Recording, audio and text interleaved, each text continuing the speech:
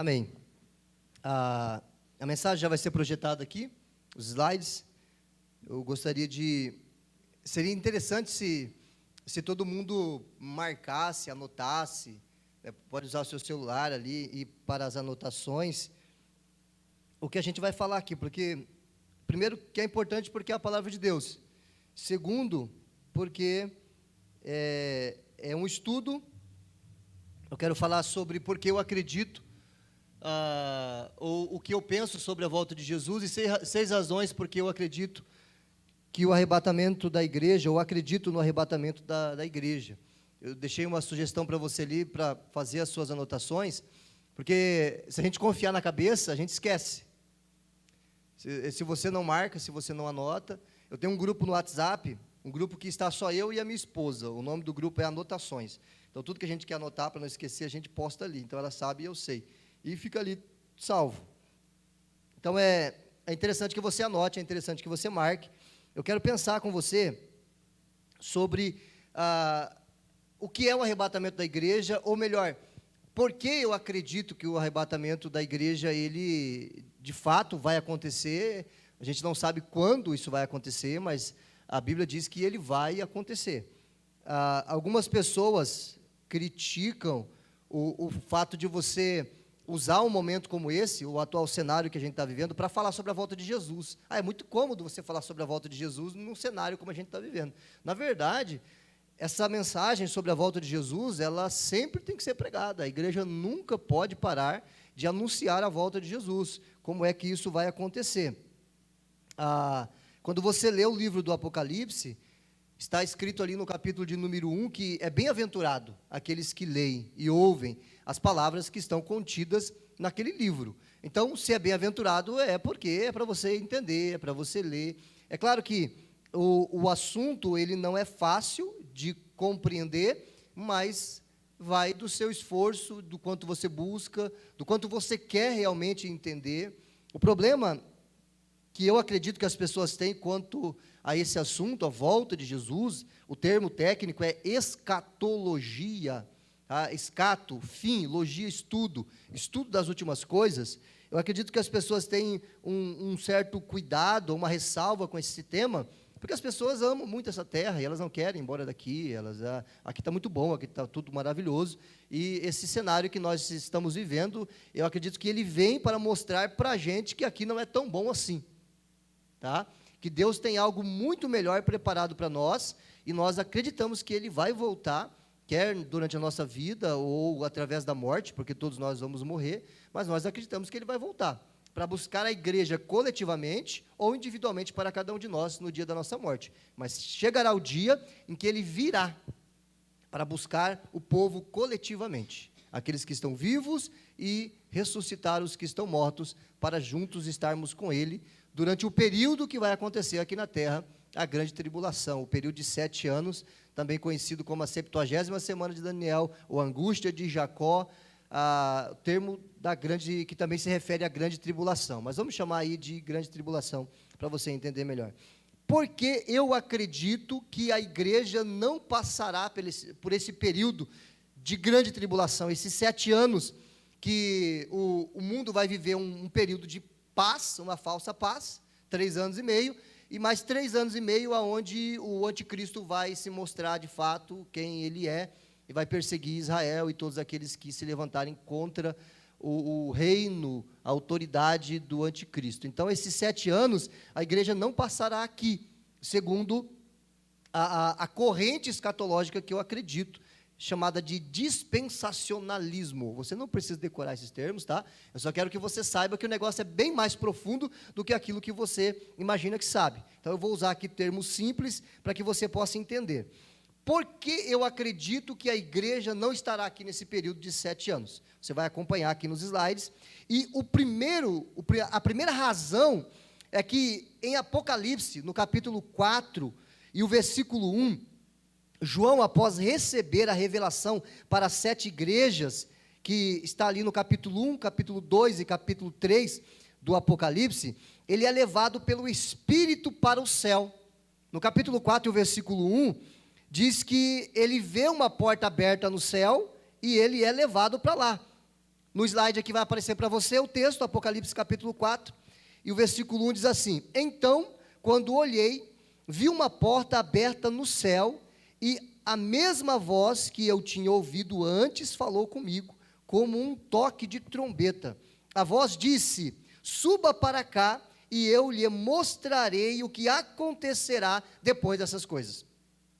Depois dessas coisas, o que João está falando? Do que João está falando? É interessante, vou pedir para que volte o slide, o anterior.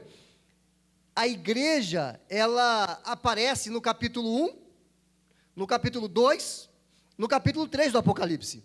Está ali, a expressão igreja.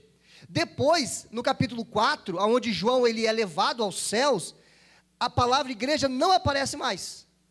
E ela só vai voltar a aparecer no capítulo 19, no versículo 7 do livro do Apocalipse. Então, capítulo 1, capítulo 2 e capítulo 3, aparecem 19 vezes a expressão igreja. É bastante, sim ou não? Capítulo 1, capítulo 2, capítulo 3. Igreja, igreja, escreve a igreja, escreve a igreja, escreve a igreja. João está escrevendo cartas às igrejas que estavam na Ásia.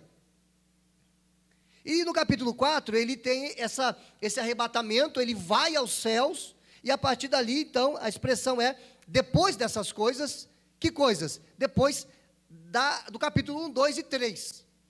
Acredita-se que o capítulo 1, 2 e 3 do livro do Apocalipse, ele aponta para o período da igreja na terra, o período que nós já estamos vivendo de 2000 anos, tá? E depois desse período, então, a igreja, ela desaparece, ela é arrebatada, raptada. Aí a grande tribulação, ela começa a partir do capítulo 4, ou capítulo 5, ou no capítulo 6, quando os selos começam a ser abertos por Jesus, na visão de João. Então não pode ser coincidência a expressão igreja aparecer 19 vezes no capítulo 1, 2 e 3, e de repente a partir do 4 desaparece, ninguém fala mais de igreja. Só volta a aparecer lá no 19, 7, quando a expressão usada é a noiva do Senhor, ou a noiva está preparada então para o seu noivo, para o casamento. A igreja é a noiva de Jesus e ela vai se casar com Jesus. Olha só, o capítulo 19, versículo 7 do Apocalipse, vai aparecer aqui para você, diz assim: alegremo-nos, exultemos, e a ele demos glória, pois chegou a hora do casamento do Cordeiro, e a sua noiva já se preparou. Só no capítulo 19 volta a aparecer uma referência à igreja. Do 4 até o 19, a palavra igreja não aparece, porque esse período é o período da grande tribulação, e o livro do Apocalipse, então, não fala mais da igreja, ela não aparece mais. Segunda razão, porque eu acredito que a igreja não estará aqui no período da grande tribulação. O relato de Paulo em Tessalonicenses, primeira carta, capítulo 4 e o versículo 15, é muito diferente do relato do Apocalipse, capítulo 19. É muito diferente. Aí vai aparecer o texto ali para você ler e pensar junto comigo. O texto está aqui. Acompanhe, por favor. Esse primeiro texto é o de Tessalonicenses. Ele é diferente do relato do capítulo 19 do Apocalipse. Porque aqui, Paulo, ele está falando sobre o arrebatamento da igreja, aqui, nesse texto. E lá em Apocalipse, João, no capítulo 19, ele está falando da volta de Jesus com a igreja. A volta de Jesus para vencer o anticristo e estabelecer o reino aqui na terra, o reino de 1000 anos. Vamos ler o texto? Dizemos a vocês, pela palavra do Senhor, nós, Paulo está se incluindo, ele esperava Jesus para aquela época, todas as gerações viveram na expectativa da volta de Jesus. Deus fez isso de propósito, para que nenhuma das gerações de cristãos que viveram pudesse de alguma forma se desmotivar. Então Deus organizou de uma forma a história para que nenhuma geração vivesse sem a expectativa da volta de Jesus. Então Paulo também esperava a volta de Jesus. Ele diz: nós, os que ainda estivermos vivos, quando o Senhor voltar, não iremos ao encontro dele antes daqueles que já morreram. Pois o Senhor mesmo descerá do céu com um brado de comando, com a voz do arcanjo e com a trombeta, e com o toque da trombeta de Deus. Primeiro os mortos em Cristo ressuscitarão, depois com eles nós, os que ainda estivermos vivos, seremos arrebatados nas nuvens ao encontro do Senhor nos ares. Então estaremos com o Senhor para sempre. 1 Tessalonicenses capítulo 4, versículo 15 ao 17. Vou lhe dar um exemplo bem rápido. A professora Eroni, todos aqui conheceram a professora Eroni, ela partiu para a eternidade. Se Jesus arrebatar a igreja hoje, ela como crente em Jesus, que morreu crendo em Jesus, e todos os que morreram crendo em Jesus, no período da igreja, vão ressuscitar, vão voltar para o corpo. Ah, mas o corpo está só o osso, está só o pó, quem já morreu há 1000 anos atrás, não interessa. Morreu afogado no oceano, o tubarão comeu, não interessa, vai voltar. Deus, ele vai trazer o corpo de volta. Como que é isso? Não sei, só quem faz isso é Deus. E a pessoa está no céu com o Senhor, vem até as nuvens, então a ressurreição, a pessoa volta para o corpo, esse corpo é um corpo glorificado, esses são os mortos. E depois nós, os vivos que estamos aqui, vamos ser arrebatados, glorificados, receber um corpo semelhante ao dos mortos, que receberam um corpo glorificado, que é semelhante ao corpo de Jesus. Então vamos nos encontrar com os nossos irmãos que morreram. Amém? Esse é o relato do arrebatamento da igreja. E Paulo, ele fala só sobre isso. Ele não diz o que vai acontecer depois nesse texto. Aí quando a gente vai lá para Apocalipse, é que é um negócio. No capítulo 19... e o versículo 11, o relato é diferente, quando fala sobre Jesus vindo. Diz assim: vi o céu aberto, agora aqui é João, tá? Lá no Apocalipse. E surgiu um cavalo branco, seu cavaleiro se chamava Fiel e Verdadeiro. Alguém estava sobre um cavalo branco, o nome dele era Fiel e Verdadeiro, pois julga e guerreia com justiça. Seus olhos eram como chamas de fogo. Opa, eu conheço essa pessoa é Jesus. E em sua cabeça havia muitas coroas. Nele estava escrito um nome que ninguém conhece, e a não ser ele mesmo. Vestia um manto encharcado de sangue, e seu nome era a Palavra de Deus. Essa pessoa é Jesus, amém? Está falando de Jesus. Só que é diferente lá do texto de Tessalonicenses. Então não pode ser o mesmo acontecimento. Aí continua o texto. A partir do versículo 14. Os exércitos do céu, vestidos do linho mais fino, puro e branco, seguiam-no em cavalos brancos. De sua boca saía uma espada afiada para ferir as nações. Ele as governará com cetro de ferro e esmagará as uvas no tanque de prensar da furiosa ira de Deus. Está falando do julgamento, da ira de Deus que cairá na grande tribulação, e Jesus vem para matar o anticristo. O Todo-Poderoso, em seu manto, na altura da coxa, estava escrito o nome: Rei dos Reis e Senhor. Eu só conheço alguém que tem esse título, Jesus. E continua: então vi um anjo em pé no sol, gritava para as aves que voavam no ponto mais alto do céu: venham, reúnam-se para o grande banquete que Deus preparou. Venham e comam a carne dos reis, dos generais e dos fortes guerreiros, dos cavalos de seus cavaleiros, de toda a humanidade, escravos e livres, pequenos e grandes. Depois vi a besta e os reis da terra e seus exércitos reunidos para lutarem contra aquele que montava no cavalo e contra o seu exército. Jesus vem com o exército do céu, montados em cavalos, anjos e a igreja. A igreja está com Jesus. Nesse momento, Israel, a nação de Israel, estará cercada pelo exército do anticristo. E o exército do anticristo estará prestes a esmagar a nação de Israel, explodir, acabar com a nação de Israel. Nesse momento, Jesus rasga os céus e vem com a igreja.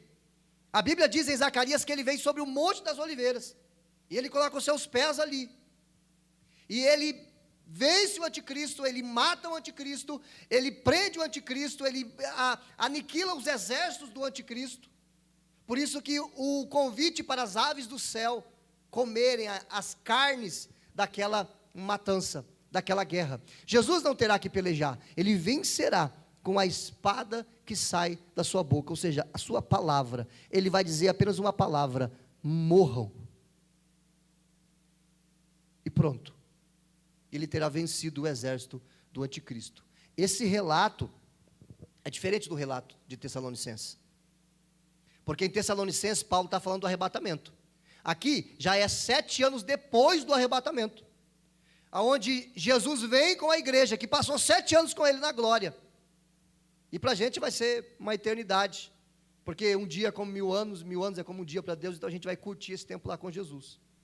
Agora, quem ficar aqui na grande tribulação, terá que passar por esse momento da ira de Deus que virá sobre a humanidade. Por isso, nosso conselho, para que ninguém queira ficar. Apocalipse capítulo 19, verso 20 e 21 ainda diz assim: mas a besta foi presa, e com ela o falso profeta, que fazia sinais em seu nome, sinais que enganaram todos que haviam recebido a marca da besta, e adoravam sua estátua. Tanto a besta como seu falso profeta foram lançados vivos no lago de fogo, que arde com enxofre. Todo o seu exército foi morto, com a espada afiada que saía da boca daquele que montava no cavalo branco. E todas as aves se fartaram com a carne dos cadáveres. Jesus, ele pega o anticristo, ele pega o falso profeta, ele prende, e ele aprisiona, ele lança no lago de fogo e enxofre. E eles ficarão ali, não sairão mais dali. Não tem ninguém lá no lago de fogo e enxofre. A besta, o anticristo e o falso profeta. O anticristo será possivelmente um líder político, e a besta, o falso profeta, um líder religioso, que vai apoiar o anticristo, que vai dizer que o anticristo é realmente aquele que resolverá o problema da humanidade, e a humanidade está com um baita problema para ser resolvido. Tá? Então Jesus, ele pega os dois, prende e lança no lago de fogo e enxofre, onde não tem ninguém. Mas as pessoas não estão no inferno, as pessoas estão no lugar dos mortos. Aqueles que morreram sem Jesus estão no lugar dos mortos. A palavra é Hades, ou Sheol. Hades é grego e Sheol é hebraico, ou ao contrário, não me lembro direito. Mas a palavra é Sheol ou Hades. Foi traduzido como inferno nas nossas Bíblias, mas não deveria ser essa a tradução. Aí a gente aprendeu que as pessoas estão no inferno. As pessoas estão no Hades ou Sheol, que é uma espécie de antessala do inferno. Não é purgatório, amém? Não é purgatório, não existe purgatório. Porque do purgatório, você pode, do purgatório, ser salvo. Se alguém rezar muito por você e tal, lá e fazer aqueles passes, tal, você sai do purgatório. Não existe isso, tá? Quem morreu sem Jesus está sofrendo no Hades ou no Sheol. Serão tirados dali para a ressurreição, porque todos vão ressuscitar, mas no último dia, no juízo final, e eu vou falar sobre isso na quinta-feira. Quem morreu sem Jesus está no lugar de tormento, no Hades ou no Sheol, será ressuscitado num corpo de vergonha, não sei o que isso significa. Então serão expostos diante do grande trono branco, e serão dali, então, ouvirão a palavra de sentença de Jesus e serão lançados no lago de fogo e enxofre, aonde já está a besta e o falso profeta. Mas isso 1000 anos depois. Porque quando Jesus vem e vence o anticristo, ele estabelece o reino milenar, o reino de 1000 anos. E nós vamos reinar com Jesus por 1000 anos. Junto com Israel, a igreja, Israel, iremos reinar com Jesus por 1000 anos. Depois de 1000 anos, então, o diabo que foi preso, que será preso, ele será solto para fazer um último motim, um último levante contra Deus. Aí vem o juízo final e tal. Então, a besta e o falso profeta vão passar 1000 anos no lago de fogo e enxofre, sozinhos, só os dois. Vão ter muito o que fazer lá, né? Os dois lá, pelo menos não estão sozinhos, né? Vão estar conversando lá, batendo papo, assim por diante. Isolamento, só os dois. 1000 anos. E depois desses 1000 anos, aí, todos aqueles que estão sem salvação serão lançados ali, após o juízo final. Mas isso eu vou falar na quinta-feira, vamos voltar para cá. Ok. Então, eu acredito que a igreja será arrebatada antes da grande tribulação, por causa do Apocalipse, que eu te falei, que a igreja não está ali naquele período, e porque o texto de Tessalonicenses, a segunda carta, capítulo 4, Paulo fala do arrebatamento, e aqui em Apocalipse 19, João fala da volta de Jesus com a igreja para vencer o anticristo. Está ficando claro? Quem está ouvindo isso pela primeira vez, a mensagem vai ficar no YouTube. Se você quer entender, tem vontade de entender, é só você entrar lá e assistir de novo. Terceira razão porque eu acredito que a igreja, ela será arrebatada antes da grande tribulação, é o texto de 2 Tessalonicenses, capítulo 2, versículo 3. A palavra que aparece ali, transliterada para o português, apostasia, e sua possível tradução, eu vou explicar isso para vocês, e sua possível tradução, note que no contexto existe algo ou alguém detendo a manifestação do anticristo, e precisa ser afastado. Pode passar, vai aparecer o versículo para a gente explicar para vocês.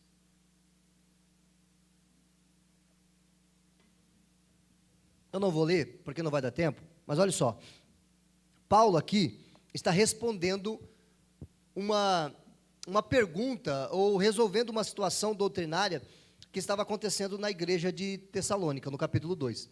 A igreja estava ouvindo que alguns estavam dizendo que eles já estavam vivendo a ira do Senhor, ou o dia do Senhor. O que é o dia do Senhor? É o período da grande tribulação, é os 7 anos, amém? A ira do Senhor, ou o dia do Senhor, é o período de 7 anos da grande tribulação. É chamado de a ira do Senhor, a angústia de Jacó, a 70ª semana de Daniel, ou grande tribulação. Tá?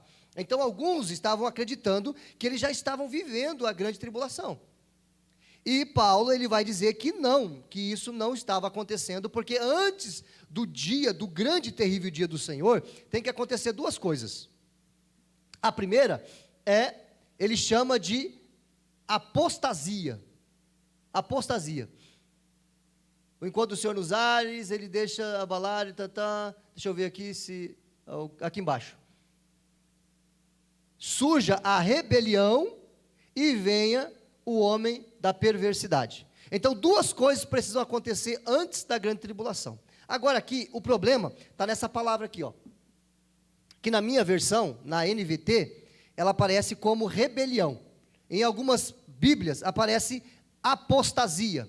E essa palavra, ela não foi traduzida. Apostasia é a expressão no grego, apostasia, e ela foi transliterada para o português, apostasia, ela não foi traduzida. Amém?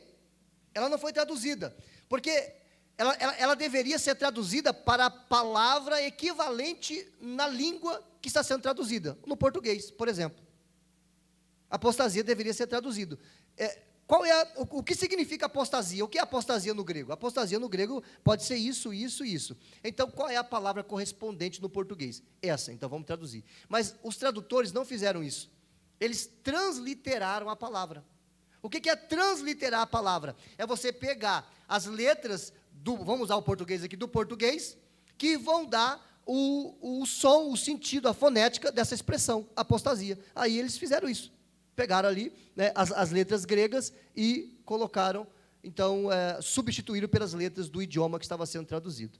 Só que apostasia, a tradução, uma das traduções possíveis para apostasia, e aparece na minha Bíblia, na NVT. Quem tem a NVT aí? A NVT, impressa. Quem tem essa Bíblia aqui impressa? A NVT, o pastor Jonathan tem, a Celoni tem. Abram lá em 2 Tessalonicenses, no capítulo 2 e no versículo 3. Mais alguém tem? Está aí com você?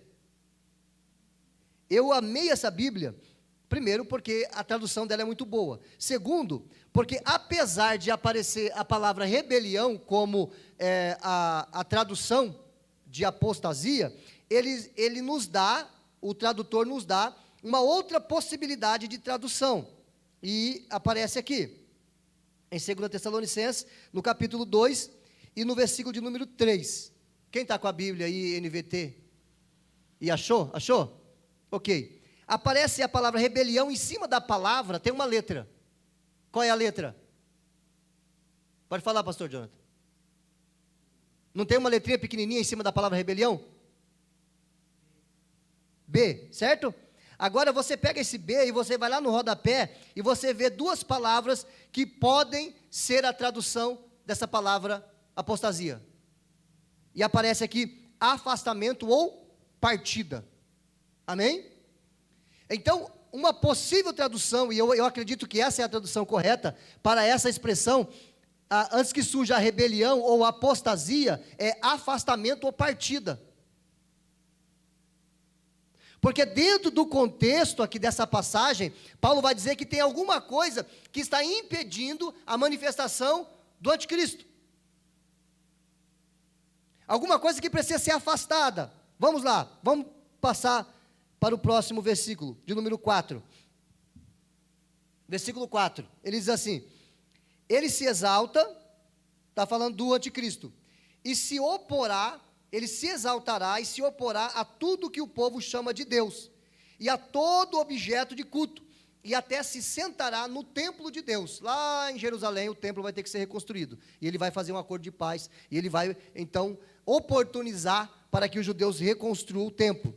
E lá no futuro ele vai se sentar nesse templo, lá dentro do templo, vai profanar o templo e vai se, de alguma forma, se colocar como o Messias, alguém no lugar de Deus, ou o próprio Deus. E se fará passar por Deus. Aí Paulo diz assim: não se lembram de que eu lhes falei disso tudo, quando estive aí, e vocês sabem o que o está detendo. Tem alguma coisa detendo o anticristo, pois ele só pode ser revelado quando sua hora chegar, pois essa perversidade já opera secretamente, e permanecerá em segredo até que se afaste aquele que o detém. Vocês entenderam isso?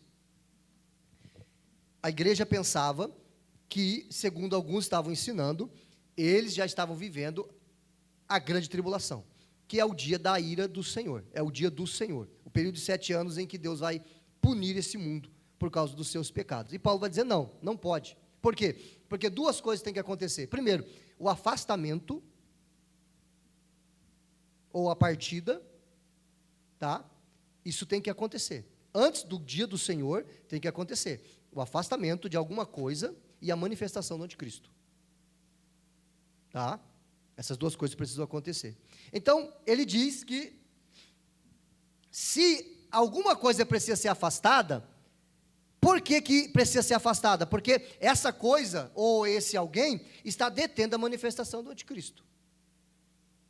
Quem é, ou o que é? A igreja. O Espírito Santo que está em nós, e a igreja será tirada. Então, a ação do Espírito Santo através da igreja, ou a igreja que, de alguma forma, é a presença de Deus aqui na terra, porque Ele habita em nós, a igreja será tirada. Não é que o Espírito Santo não vai mais atuar na grande tribulação, ele vai, mas ele vai atuar segundo os moldes do Antigo Testamento. Porque quando a igreja for arrebatada, então Deus volta a atenção para Israel. Quando, eu vou falar sobre isso mais para frente um pouquinho, mas quando Jesus foi recusado, quando Jesus ele foi rejeitado pelo seu povo, então a salvação se oportunizou para nós. E quando a igreja foi arrebatada, então Deus volta a atenção para Israel. Amém? A igreja é arrebatada, o anticristo se manifesta, porque a igreja, com o Espírito Santo que está em nós, resiste à manifestação do anticristo. Ele não pode se manifestar enquanto a igreja estiver aqui. Amém? A igreja será tirada e ele se manifesta. Agora a pergunta é: eu serei arrebatado? Eu farei parte disso? O versículo 8 diz assim: então o homem da perversidade será revelado, mas o Senhor Jesus o matará com o sopro de sua boca e destruirá com o esplendor de sua vinda. Essa expressão, matará, né, entenda, o vencerá, vencerá o anticristo. Claro que, de alguma forma, ser lançado no lago de fogo e enxofre é a morte, né? Então, por isso a expressão aparece aqui, que Jesus o matará. Mas ninguém deixa de existir. A morte é a separação de Deus, tá? Morte é a separação do corpo e morte é a separação de Deus. Então, o Senhor o matará com o sopro da sua boca e o destruirá com o esplendor de sua vinda. Esse homem virá para realizar o trabalho de Satanás, com poder, sinais e falsas maravilhas, e com todo tipo de mentira perversa para enganar os que estão caminhando para a destruição. Então tem gente caminhando para a destruição. Pois se recusam a amar e aceitar a verdade, que os salvaria. Portanto, Deus fará que sejam enganados, e eles crerão nessas mentiras. Então serão condenados por ter prazer no mal, em vez de crer na verdade. Tem gente que nunca vai crer, porque ela está obstinada, ela não vai crer, ela não quer crer. Tem gente que prefere crer na mentira do que na verdade. Tem gente que está dentro das igrejas, que frequenta igrejas evangélicas, e que nunca creu de verdade. Tem gente que prefere crer na mentira, porque crer na mentira é mais fácil. Eu estava conversando com um amigo meu, que estava debatendo com outro amigo dele, e me contando sobre esse debate. Aí ele me disse que esse amigo dele não crê na Bíblia, nem no Deus da Bíblia, mas ele crê em fantasma, ele crê em visões, ele crê, né, em aliens, vida em outro planeta. E ele estava mostrando para esse amigo meu, que estava debatendo com esse amigo dele, que ele viu fantasmas em alguns vídeos. Sabe aqueles vídeos que aparece fantasma, que aparece vulto, aquelas montagens que as pessoas fazem e as pessoas acreditam? E ele estava dizendo, não, isso aqui é fantasma existe e tal, que não sei o quê. Fantasma não existe. O que existe é o mundo espiritual, anjos caídos, demônios, que enganam as pessoas. Mas ele prefere acreditar que existe fantasma, e que existe alien, e que existe reptilianos, que são seres de outro planeta. Mas isso é uma besteira, sim ou não? É uma besteira. Eles preferem crer na besteira, na mentira, do que crer na verdade. Que Deus existe e que a Bíblia é a palavra de Deus. Tem gente que a gente fala, e o coração está obstinado, endurecido. Ela não quer, ela decidiu. Ela não quer. O quarto motivo, ou a quarta razão, porque eu acredito que a igreja será arrebatada antes da tribulação,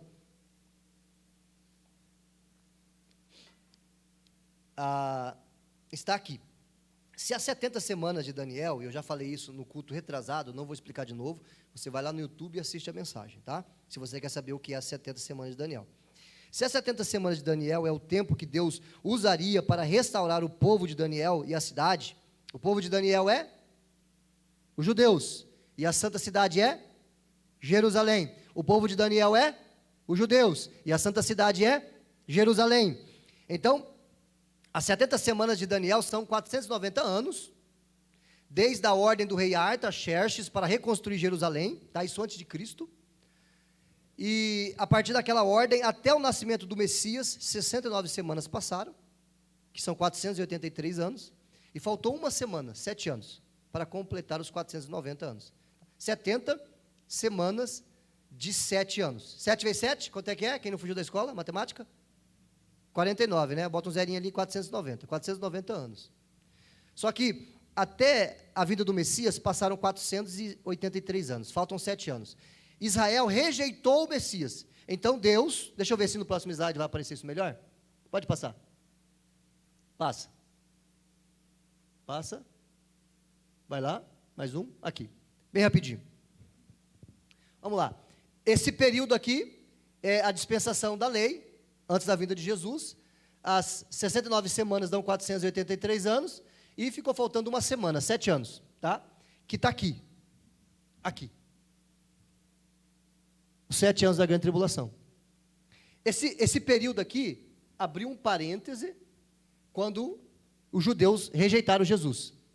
Então Deus, ele abriu um parêntese na história para salvar os que não são judeus. E é o período da igreja, que já estamos aí aproximadamente 2000 anos. Aqui, esse parêntese vai se fechar. No arrebatamento da igreja. Aí Deus volta a tratar com Israel. Os 7 anos. Para quê? Para levar Israel, o povo de Daniel, os judeus, ao arrependimento e à fé no Messias, porque a nação não crê em Jesus. Talvez 5 ou 10% dos judeus tenham alguma espécie de religião. Lá em Israel, você acha que todo mundo lá é judeu, crê no Deus de Israel? Não. São tão secularizados quanto a Europa. Tá? Então, fica bem claro para você aqui, 3 anos e meio de falsa paz, e mais 3 anos e meio aonde o anticristo vai perseguir aqueles que se levantarão contra ele, que vão apoiar Israel e assim por diante. Esse período é chamado de a tribulação ou a 60ª semana de Daniel. Ou a 70ª semana de Daniel. Por quê? Porque a 69ª semana está aqui. E são 70, não são? 70 semanas? Lá em Daniel 9. Leia a mensagem depois, assista a mensagem lá no YouTube depois. São 69. Então ficou faltando 7. Essas 7 são 7 anos, né? Uma semana, 7 anos, uma semana de anos. Aqui. Esse é o período da grande tribulação. Amém? E você quer ser arrebatado ou quer ficar aqui? É? Eu também quero. Então volta, por favor. Volta lá onde eu estava, para que eu possa explicar esses textos. Tá, para frente. Isso, eu acho que é. Deixa eu ver aqui. Isso. Então, o ponto 4, falando sobre as 70 semanas de Daniel, em Mateus 23, 9, está escrito assim. Mateus 23 e 37, é isso? Me ajude, por favor. Isso, 39, ok. Diz assim, palavras de Jesus, quando ele estava aqui. Jerusalém, Jerusalém, cidade que mata profetas e apedreja os mensageiros de Deus. Quantas vezes eu quis juntar seus filhos como a galinha protege os pintinhos, sob, debaixo das asas, mas você não deixou. E agora sua casa foi abandonada. Ou seja, Deus, ele deixou Israel quietinho lá. E está deserta, pois eu lhes digo, você nunca mais me verá, Israel, vocês nunca mais me verão, até que digam, bendito o que vem em nome do Senhor. Aqui nesse versículo, Jesus está dizendo, agora eu vou deixar vocês quietos, e vocês não vão me ver mais, senão naquele dia o que vocês vão dizer, bendito o que vem no nome do Senhor. Quando é que eles vão dizer isso? Lá quando Jesus vem com a igreja para vencer o anticristo. Porque o anticristo está para destruir Israel. Então eles olham para o céu e clamam pelo Messias. E Jesus vem. Aí eles percebem que aquele Messias que está vindo, aquele homem que está vindo do céu com aquele exército, tem as suas mãos furadas. E eles percebem que o homem que foi crucificado há 2000 anos atrás realmente era o Filho de Deus, era o Messias. E eles vão se arrepender. E todo Israel será salvo. Amém? O próximo texto é Daniel, ou melhor, João, capítulo 1, versículo 10. Vai aparecer aqui. Pode projetar para mim, por favor. Aqui Mateus, eu já li, João 1 e 10. Diz assim, veio ao mundo que ele criou. Quem? Jesus, veio ao mundo que ele criou. Mas o mundo não o reconheceu. Veio ao seu próprio povo. Quem é o povo de Jesus? É o mesmo povo de Daniel? Sim ou não? Sim, então, ele veio para o seu povo. Mas o seu povo o rejeitou, eles o rejeitaram, e a todos que crerem nele, e o aceitaram, ele deu o direito de se tornarem filhos de Deus. Então Jesus veio para o seu povo, o povo de Daniel, os judeus, e eles não quiseram, mataram Jesus, mas agora, abre-se um parêntese na história, e todos os povos de todas as nações podem ser salvos, se crerem em Jesus, mas esse parêntese vai se fechar, no arrebatamento da igreja, e depois Deus volta a sua atenção para Israel. Romanos 11 e verso 12 também diz assim, acaso o povo de Israel tropeçou e caiu sem possibilidade de se levantar? Tem possibilidade de Israel ser salvo? Sim. Claro que não, ou seja, tropeçou e caiu sem a possibilidade de se levantar? Paulo diz, claro que não. Eles podem se levantar. Claro, ou melhor, foram desobedientes e por isso Deus tornou a salvação acessível aos gentios. A Bíblia está respondendo, gente, olha só. Deus tornou a salvação acessível aos gentios, para que seu próprio povo sentisse ciúme. Os judeus sentem ciúme dos cristãos hoje. Se os gentios foram enriquecidos porque os israelitas fracassaram ao rejeitar a salvação que Deus lhes oferece, imaginem como será maior a bênção para o mundo quando Israel for plenamente restaurado. Então haverá o dia em que Israel será plenamente restaurado. Pode passar ali, vai aparecer a imagem que a gente já havia estudado, deixa ela aqui.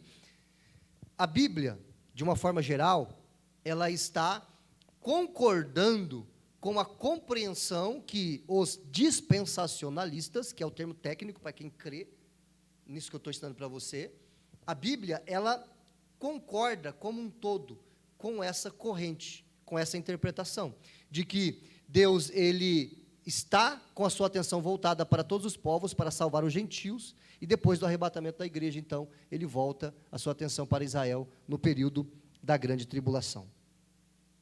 Eu já estou no horário, eu não vou terminar, eu vou deixar você curioso, para a gente continuar na semana que vem.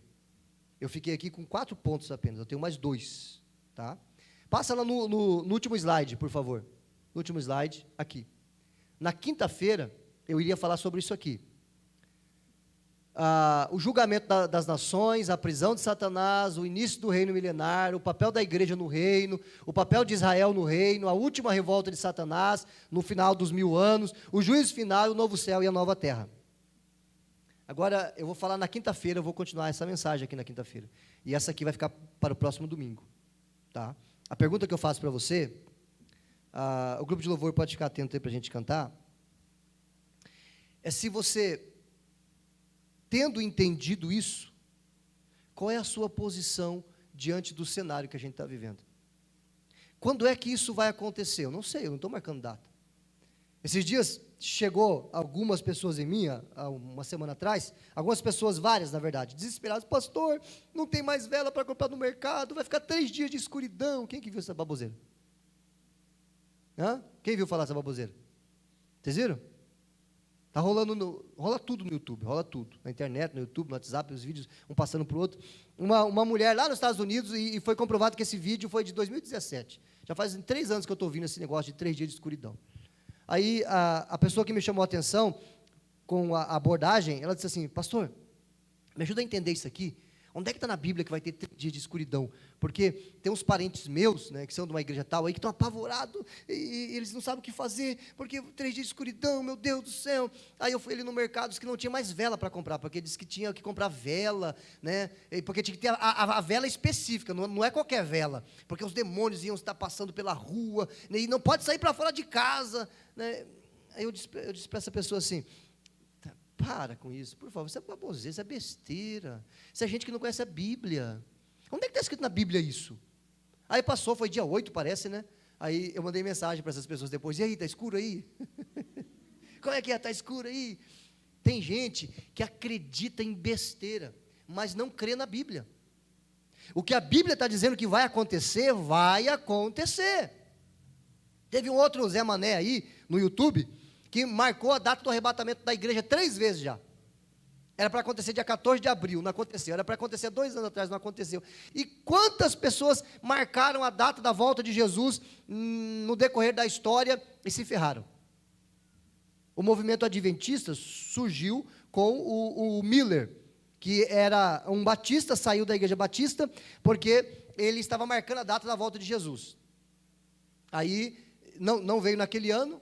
Aí ele disse: não, eu errei, eu marquei errado, a soma aqui que eu entendi vai ser no próximo ano. Jesus não veio também, todo mundo ficou frustrado. Aí ele desistiu, voltou para a igreja batista, se arrependeu e morreu crente. Tá? Mas aí os seguidores dele disseram assim: não. O Miller, ele só errou, ele não errou a data, ele só errou o lugar. Nesse dia aconteceu alguma coisa, mas Jesus não ia voltar na terra, ele ia lá do céu, ele ia sair do lugar santo, do templo lá que tem no céu, para o lugar santíssimo, para purificar o lugar santíssimo. Aí eu falei: é fácil, ninguém viu, né? Aí até eu posso falar que Jesus mudou de um apartamento para o outro no céu, tranquilamente. Então tem muita gente falando besteira, marcando as coisas, e um monte de seitas surgiram, de movimentos religiosos, surgiram dessas coisas. O adventismo do 7º dia, tá, é oriundo desse movimento. A Ellen White, Miller, eles surgiram desse movimento. Então, sai fora dessas coisas, tá? De marcar data, isso é besteira. Leia a Bíblia, estude a Bíblia. Jesus vai voltar. O arrebatamento da igreja vai acontecer. Quando, pastor? Não sei. Pode ser agora, pode ser amanhã. Esse cenário que está sendo montado aí pode ser um cenário para que o anticristo se manifeste. Porque o mundo quebrou, gente. O Brasil está quebrado. O Brasil está quebrado. E redistribuição de renda que precisa acontecer para que as pessoas não morram de fome em muitos lugares, se essa pandemia continuar durante mais 3, 4 meses, o Brasil vai quebrar. Países do mundo vão quebrar e muitos já estão quebrados. Milhões e milhões de desempregados. Aí agora vamos distribuir renda, para que todos tenham renda. Só que para isso, nós precisamos controlar, cadastrar as pessoas. Só que aí não vai ser mais o cadastro do auxílio emergencial. Vai ser um sistema de controle, um chip. A Bíblia diz na mão direita ou na testa, ou pode ser outra coisa, um QR Code, não sei, uma forma de impedir que haja um descontrole nessa redistribuição de renda. Já parou para pensar nisso? Gente, olha o cenário que a gente está vivendo. Olha o cenário que a gente está vivendo. Você está pronto? Você crê em Jesus? A sua família, a sua vida está consagrada a Jesus? Olha o cenário que a gente está vivendo. Você acha que as pessoas que não conhecem a Bíblia vão ter alguma dificuldade para aceitar qualquer marca? Não vão ter dificuldade, desde que sejam beneficiados por causa disso. Eles vão aceitar. Porque ajuda, as pessoas querem ser ajudadas, estão precisando, então elas vão aceitar. E se você não for arrebatado e ficar aqui, como é que vai ser? Você vai aceitar? Ou como é que vai ser a sua vida aqui? Você vai aceitar fazer parte desse controle do anticristo? Porque a Bíblia diz que quem aceitar a marca, não há mais salvação para ele. Gente, por que esses assuntos não é falado, as pessoas não conhecem e causam tanto pavor na gente? Você pode confiar em Jesus. Agora, esse momento que a gente está vivendo, é a hora que vai aparecer, ou que vão aparecer, os verdadeiros cristãos. Quem de fato confia em Jesus. E quem é que só vem na igreja para buscar a sua bênção. Porque tem gente que a vida toda só vai na igreja para buscar a sua bênção. Não é nem bênção, é bênção. Mas não quer se relacionar com Jesus. Não quer entregar a vida a Jesus. Como é que está a sua vida? Você é salvo? Você é filho de Deus? Você realmente se converteu? Você se arrependeu dos seus pecados? Então se prepare, porque o arrebatamento da igreja pode acontecer a qualquer momento. Pode ser hoje, pode ser daqui a 10 anos, mas eu acredito que nós estamos mais perto do que eu jamais pude imaginar. Vamos ficar em pé? O grupo de louvor vem me ajudar aqui na frente, por favor.